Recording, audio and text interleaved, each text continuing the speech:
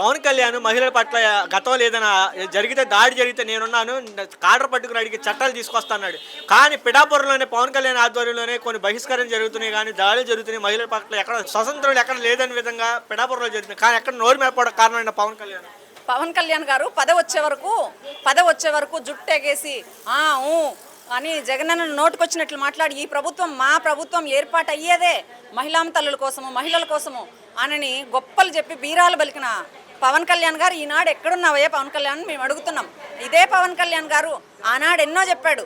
సనాతన ధర్మం అన్నాడు. సనాతన ధర్మం అంటే ఏంటి పవన్ కళ్యాణ్ గారు? సనాతన ధర్మంలో వచ్చేది ముందు స్త్రీని గౌరవించాలి. నువ్వు అందరికీ అన్నావు, స్త్రీని గౌరవించకపోగా అందరికీ అన్నావు. పవన్ కళ్యాణ్ అన్నా అనే మేము కూడా అంటాం. నీకు విడుదల రజని చెల్లెలు కదా? ఈరోజు నువ్వు మంత్రి, మొన్నటి రోజు విడుదల రజనీ గారు మంత్రి, ఇప్పుడు రేపటి రోజు మళ్ళీ విడుదల రజనీ గారు మంత్రి అవుతారు. అప్పుడు నీ పరిస్థితి ఏంటి? సరే, విడుదల రజనీ గారు నీకు సోదరి సమానరాలే కదా. నీకు ఇప్పుడు మీ హోమ్ మినిస్టర్ అనితమ్మ ఎంత సోదరి సమానరాలో రజనీ గారు కూడా అంతే కదా. ఎక్కడ పోయినా వినిపించలేదా, కనిపించలేదా? అంత అన్యాయం నడి రోడ్డుపై ఒక మాజీ మంత్రికి జరుగుతుంటే సామాన్య మహిళను ఎవరు పట్టించుకుంటారు? పవన్ కళ్యాణ్ గారికి సూటి ప్రశ్న, ఎవరు పట్టించుకుంటారు సామాన్య మహిళలను? ఇన్ని దాడులు జరుగుతున్నాయి పవన్ కళ్యాణ్ గారు, మీరేం చేస్తున్నారు? ఆ రోజు ఏమన్నారు? జగనన్న ప్రభుత్వంలో ఏమన్నారు మీరు?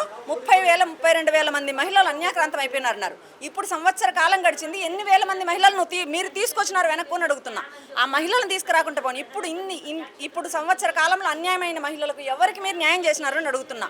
నిజంగా మీకు న్యాయము, ధర్మము, సనాతనము, సంస్కృతి, సాంప్రదాయాలు తెలిసిన వాళ్ళైతే ఇప్పటికిప్పుడు రాజీనామా చేసి మహిళలకు క్షమాపణ చెప్పాలని చెప్పి పవన్ కళ్యాణ్ గారిని మేము డిమాండ్ చేస్తున్నాం.